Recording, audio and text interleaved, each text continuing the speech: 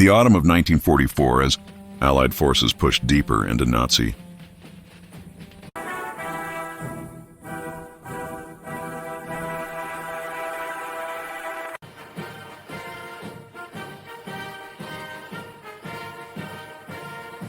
Germany, following the successful Normandy landings and the liberation of Paris, the Hürtgen Forest became a forgotten graveyard for thousands of soldiers, a stark contrast to the more celebrated battles of the Western Front. This sprawling, 54-square-mile labyrinth of towering fir trees, steep ravines, and impenetrable underbrush stood as a natural fortress on the Belgian-German border, its dense foliage providing perfect cover for ambushes and defensive positions.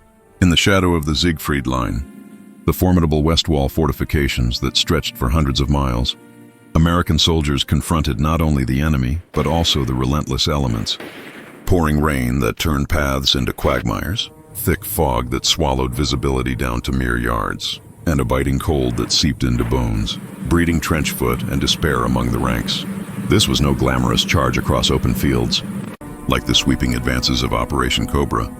It was a brutal, inch-by-inch slog where advanced technology faltered, tanks mired in mud, radios jammed by the terrain, and human endurance became the only true currency of survival, with men relying on their wits, camaraderie, and sheer willpower to press on amid the ceaseless downpours and artillery barrages. The Battle of the Hürtgen Forest, raging from September 19th to December 16th, 1944,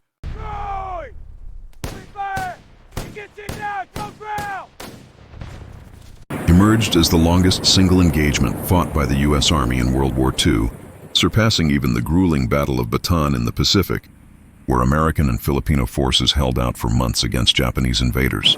It inflicted staggering losses on the U.S. First Army, with between 33,000 and 55,000 casualties, encompassing those killed in action, wounded by shrapnel and bullets, missing in the fog-shrouded woods, or felled by non-combat horrors like exposure, pneumonia, and disease that thrived in the sodden environment. German casualties hovered around 28,000, but their defensive advantages in the rugged terrain, fortified pillboxes, pre-sighted artillery positions, and intimate knowledge of the local geography made every yard gained a hard-won victory, often at a ratio that horrified Allied commanders. Under generals like Courtney Hodges it is about taking care of those in your charge of the First Army and Omar Bradley, who oversaw the broader 12th Army Group, American forces aimed to secure the Roer river dams to prevent catastrophic flooding that could halt their advance toward the Rhine, a strategic waterway essential for the final push into the German heartland. However, the Germans, commanded by the tenacious Field Marshal Walter Model, known as the Führer's fireman for his ability to stabilize crumbling fronts, viewed the forest as a vital staging ground for their impending Ardennes offensive, later known as the Battle of the Bulge, and they defended it with unyielding ferocity, reinforcing positions with elite units and booby traps that turned the woods into a deadly maze. The battle's origins traced back to the broader Allied strategy post-Normandy, where the rapid pursuit across France had stretched supply lines thin, leading to fuel shortages and logistical nightmares that forced a pause at the German border. Eisenhower's broad front approach clashed with Montgomery's narrower thrust ideas, but in the Hürtgen, it was Hodges' men who bore the brunt, with divisions rotating in and out in a futile attempt to break through. The forest's topography, hills rising to 2,000 feet, crisscrossed by fire breaks and logging trails that became kill zones, amplified the misery as American artillery struggled to penetrate the canopy, often resulting in tree bursts that showered friendly troops with deadly splinters. Morale plummeted as replacements arrived unprepared for the woodland warfare, facing veterans of the Wehrmacht, who had honed their skills on the Eastern Front against the Soviets. The Hürtgen's significance lay not just in its tactical objectives, but in its role as a diversion. All clear on the left. Right, moving out. Watch the tree line. Copy that.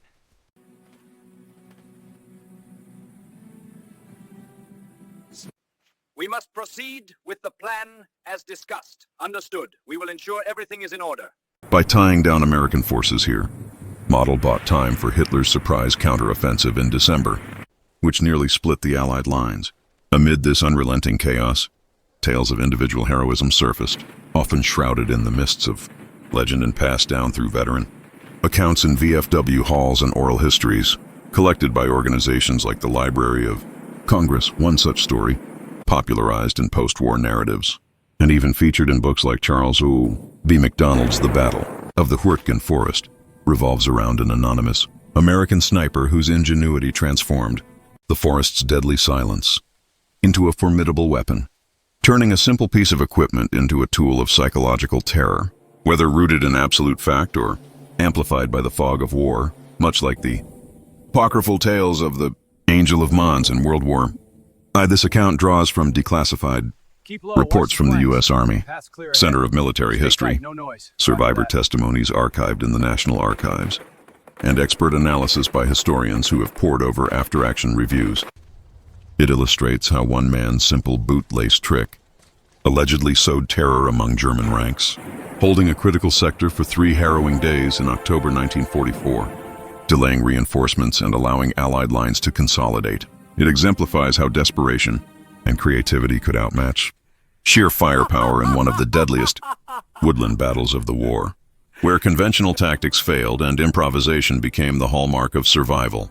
Historian Dr. Elena Ramirez, author of Forgotten Fronts, The Hürtgen Debacle, explains that the Hürtgen was not merely a battle but a profound psychological ordeal, a green hell as veterans dubbed it, where the constant threat of unseen enemies eroded sanity as much as bullets did bodies.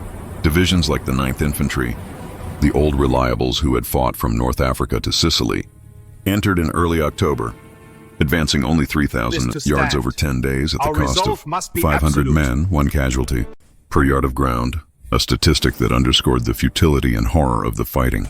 The terrain nullified, American strengths, tanks from armored battalions, bogged down in the mud-choked ravines, unable to maneuver, while air support from P-47 Thunderbolts was rendered ineffective by the dense canopy and incessant weather, with pilots often unable to spot targets through the low clouds. Snipers on both sides thrived in this environment. German marksmen, often perched in treetops or hidden pillboxes camouflaged with branches, targeted officers and medics to erode morale, knowing that leaderless units faltered. American snipers trained in patience and camouflage at camps like Fort Benning or through on-the-job experience, countered by turning the forest into their hunting ground, using ghillie suits improvised from burlap and foliage to blend seamlessly with the undergrowth.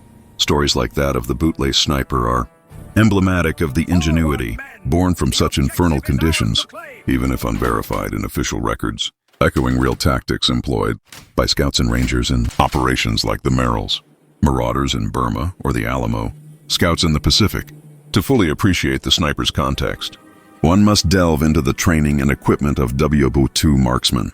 American snipers often started as regular riflemen, selected for their marksmanship scores during basic training, and equipped with the M1903A4 Springfield, a bolt-action rifle with a inertial 8x scope for precision at ranges up to 800 yards, or the semi-automatic M1C Garand variant for faster follow-up shots. Their doctrine, influenced by pre-war hunting, traditions and lessons from the British in North Africa, emphasized one shot, one kill, and relocation to avoid counter-battery fire.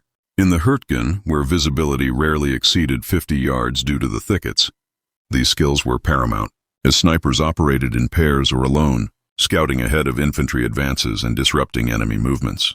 German snipers, armed with the Mauser Kar-98K with ZF-39 scopes, were equally deadly, often integrating with machine gun teams for mutual support, a tactic that forced Americans to adapt with counter-sniper patrols. In October 1944, the leaves in the Hürtgen clung wet and heavy, muffling sounds and concealing perils, turning every rustle into a potential threat and every shadow into a hiding spot for death. The U.S. 9th Infantry Division, fresh from breaching the Siegfried Line in brutal house-to-house fighting around Aachen, pressed into the forest's eastern fringes near villages like Germeter and Schmidt, small hamlets that became focal points of carnage. Their mission was multifaceted: clear the woods to outflank Aachen's defenses, secure high ground for observation posts, and ultimately capture the rower dams at Schwammenauel and Erft to neutralize the threat of controlled flooding that could drown advancing troops in the river valleys below. Yet the Germans, entrenched in concrete bunkers reinforced with logs and earth, fought with fanatical resolve. Their positions interconnected, by trenches and wire, obstacles that channeled attackers into pre-registered kill zones. Elements of the 275th and 353rd Infantry Divisions, reinforced by the 116th Panzer Division's tanks and assault guns, transformed every trail into a lethal kill zone, using mortars and 88mm guns to devastating effect against exposed infantry. Deep within this shattered woodland, where rain never ceased and mud gripped boots like insistent hands, pulling men down into the earth as if the forest itself conspired against them, a German patrol from the 275th Division crept along a narrow trail, their Karabiner 98K rifles slung over shoulders slick with moisture. These were battle-hardened Wehrmacht soldiers, veterans of the Eastern Front's vast steppes and urban infernos like Stalingrad, now defending their homeland with a mix of desperation and ideological fervor, eyes scanning the gloom for ambushes while whispering orders in low German to maintain noise discipline. The patrol's composition was typical, a sergeant leading, flanked by riflemen and a machine gunner with an MG-42, ready to lay down suppressive fire at a moment's notice, their greatcoats heavy with water and ammunition belts clinking softly. The forest whispered its secrets, dripping water from sodden branches, rustling leaves stirred by the wind, the occasional crack of a distant artillery shell, but provided no warnings, lulling the patrol into a false sense of security as they navigated familiar paths. They had patrolled before. Unbeknownst to them, an American sniper lay concealed in the underbrush, his breath steady and heart rate controlled through disciplined breathing techniques learned in training, observing through a narrow gap in the sodden leaves that he had carefully cleared without disturbing the surroundings. He remained motionless, refusing to rush, for patience was the key to survival in this merciless arena, where a single twitch could reveal his position to eagle-eyed spotters. This sniper was no headline-grabbing hero like Vasily Zaitsev at Stalingrad, whose duels with German counterparts became Soviet propaganda legends, or Simo Häyhä in Finland's Winter War, the White Death, who claimed over 500 kills in sub-zero conditions. His name is lost to history, perhaps a private from the 28th Infantry Division, known as the Bloody Bucket, boys for their keystone-shaped, patch-stained red in metaphor, for their losses, or a scout from the 4th Infantry, the Ivy Division that had landed on Utah Beach. He was an ordinary infantryman elevated to marksman by necessity, perhaps after demonstrating exceptional accuracy during range qualifications, or surviving earlier engagements where he picked off threats from afar, armed with a weathered M1, Garand or Springfield M, 1903 A4 sniper rifle, its stock scarred from branches and mud, a pouch of 30-06 rounds, carefully conserved to avoid resupply risks, and scant supplies like a canteen of murky water and a few chocolate bars from his K rations. He operated on the edge of exhaustion. His uniform, the olive drab wool of the standard GI issue, was camouflaged with strips of burlap and local vegetation, blending him into the forest floor like a chameleon. What set him apart was one unconventional idea, a simple bootlace combined with a keen understanding of human fear, drawn from observations of how panic could unravel even disciplined troops.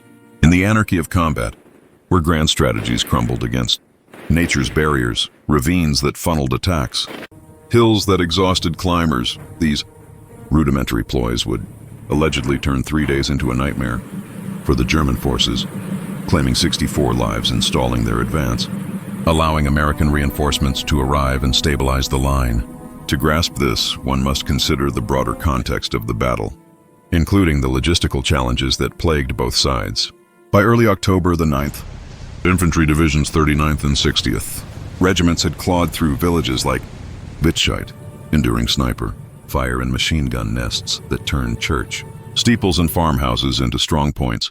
Colonel Van Houten's men, supported by engineers who cleared minefields under fire, advanced under withering artillery from German 150mm howitzers, reducing enemy positions with grenades, bazookas, and flamethrowers borrowed from chemical warfare units. But progress remained glacial. With companies reduced to platoon strength after days of attrition, their radios often failing due to wet, batteries and interference from the metallic ore in the soil, as one veteran recounted in a 1945 after-action report preserved in the Dwight D. Eisenhower Presidential Library. The forest was a sniper's paradise, where every tree could harbor death, and the constant drip of rain masked the approach of patrols, leading to deadly close-quarters encounters. German tactics exploited this environment Stay sharp, they're masterfully. close. I hear They 'em. booby-trapped Ready on logs your with word. teller Hold mines, steady. mined roads with anti-tank explosives that crippled Shermans, and employed tree bursts. Artillery shells fused to detonate in the canopy Leadership to is not rain. about being in Shrapnel charge. below, It a is about technique that taking caused horrific care of wounds those from in your wooden charge. fragments embedded in flesh. Americans adapted by hugging trees during barrages to minimize exposure, using the trunks as shields against the downward hail, and employing white phosphorus rounds to smoke out hidden positions, though this often backfired in the windless woods, creating choking clouds. The Germans held assumptions about American snipers, shaped by experiences in Normandy's hedgerows, tight, bocage country where close combat favored the defender, and France's open fields, viewing them as brash and impatient, easily flushed out with grenades and countercharges by aggressive Sturmtruppen. This stereotype arose from operations like the breakout from Normandy, where U.S. forces under Patton surged forward with mechanized power, supported by massive air bombardments that leveled towns like St. Lo. However, in the Hürtgen's claustrophobic confines, such tactics proved futile, as armored support was limited and infantry had to fight dismounted, exposing them to ambushes. Our sniper, tempered by bitter losses, perhaps, witnessing comrades cut down in earlier assaults on pillboxes, had learned that speed invited death, while stealth, blended with fear and creativity, preserved life. His innovation was born from the same improvisational spirit that saw GIs fashioning Bangalore torpedoes from scrap or using captured German weapons when ammo ran low. Hours before firing his first shot, the sniper studied his adversaries like a predator in a nature documentary, noting their routines, the spacing on trails to avoid bunching up, the rhythm of their steps to detect fatigue, and the timbre of their hushed voices carried on the wind, revealing accents from Bavaria or Prussia that hinted at unit origins. Right. Crucially, he observed their uniform reaction to isolated rifle cracks, a momentary freeze as adrenaline surged, followed by a volley of suppressive fire toward the source from MP-40, submachine guns and MG-42s, tense silence to listen for movement, and then a cautious advance in bounding Overwatch formation. They assumed a lone shooter, one that could be isolated and overwhelmed with superior numbers, a doctrine drilled into them at training camps like Grafenwöhr. This predictable pattern revealed a vulnerability rooted in overconfidence, a hubris born from earlier successes against less disciplined foes. Drawing afraid, bootlace from his pack, standard issue for lacing combat. Boots or impromptu repairs, made of sturdy cotton that could withstand tension. He crafted a primitive tripwire, a device as simple as it was ingenious, knotting one end to the trigger of an abandoned or secondary rifle, perhaps scavenged from a fallen comrade whose body lay unrecovered in the brush. He stretched it taut through the foliage, careful not to snag on thorns, securing the other to a pliable branch or root along the trail that would snap when disturbed. This setup required precise calibration. Too loose and it wouldn't fire. Too tight and it might trigger prematurely, with ghostly stealth honed through nights of evasion. He then relocated to a flanking position 20-30 yards away, rifle at the ready and view unobstructed through his scope. His position dug shallow to avoid silhouette against the skyline. This was no high-tech sabotage akin to OSS, gadgets like the Beano grenade or German magnetic mines that clung to tanks. It was pure battlefield improvisation, similar to booby traps used by partisans in occupied Europe, such as the Yugoslav Chetniks who rigged doors with grenades or the French Maquis who used fishing line for tripwires. As the patrol emerged, boots squelching in the mud, breaths visible in the chill air like spectral fog, he squeezed off a single round, the rifle's report echoing through the trees like a thunderclap. A sharp crack pierced the silence and a German crumpled, blood blooming on his uniform as the .30 caliber bullet found its mark through the chest. Chaos ensued, shouts of Scharfschütze for sniper rent the air, rifles barking wildly into the undergrowth, bullets shredding leaves and bark in a wasteful display of firepower. But the sniper watched safely from afar, his heart pounding but controlled, as the Germans expended precious ammunition on empty brush, as the Germans pressed forward in pursuit, fanning out in a wedge formation to encircle the presumed position. One brushed the rigged branch, yanking the lace and triggering another shot with a mechanical inevitability, felling yet another man who clutched his throat in shock. Confusion gripped them, 2 directions, 2 assailants. Fear magnified the illusion, turning a solo operator into a phantom platoon. and whispers of a sniper team spread rapidly among the survivors, who radioed back to company HQ with exaggerated reports that fueled command-level paranoia. By dusk, as the sun dipped below the forested horizon, casting long shadows, panic had infiltrated German lines like the creeping fog. Officers from the 275th Division, huddled in bunkers near Schmidt, dugouts reinforced with timber and sandbags, debated calling for reinforcements from the reserve battalions, their maps stained with coffee and marked with pencil notations of suspected enemy positions. Artillery was summoned from batteries of 105mm howitzers positioned on higher ground, but the dense canopy absorbed the shells, fragmenting them harmlessly above, while the proximity to American positions risked friendly fire, a nightmare scenario that had already occurred in earlier phases when miscommunications led to blue-on-blue incidents. The terrain, hills like the Kahl Valley, a steep gorge that funneled supplies and became a graveyard for vehicles, and swollen streams that overflowed their banks, exacerbated the challenges, turning resupply into a Herculean task where mules replaced trucks. As night descended, blanketing the forest in inky blackness broken only by flares, the sniper repositioned under darkness's cover, crawling on his belly to avoid patrols equipped with dogs and flashlights, his movements silent as a shadow. He scarcely rested, sustaining himself on K-rations, canned meat and crackers that tasted like cardboard and sheer willpower, his uniform drenched and fingers numb from the cold that dropped to near freezing, risking hypothermia. Retired U.S. Army Colonel Mark Thompson, a former sniper school instructor at the U.S. Army Sniper School in Fort Moore, formerly Fort Benning, notes that in sniper doctrine, psychological warfare is paramount, a concept codified in FM 2310, manuals that emphasize disrupting enemy cohesion through selective targeting. A single marksman can immobilize a platoon by fostering the belief of being outnumbered, creating hesitation that cascades into operational delays. The bootlace trick serves as a decoy tactic, akin to Vietnam-era string pulls used by Marine snipers like Carlos Hathcock to simulate multiple shooters, or World War I tripwires in the trenches of Verdun that triggered flares or grenades. In the Hürtgen's conditions of limited visibility and high stress, it exploited the fog of war, a term coined by Clausewitz, inducing overreactions, like wasted ammunition and exposed positions that invited counterattacks. Historically, American snipers in World War II were often infantrymen, equipped with scoped rifles and trained on the fly, lacking the formalized schools of later eras, but drawing from civilian hunting backgrounds in rural America.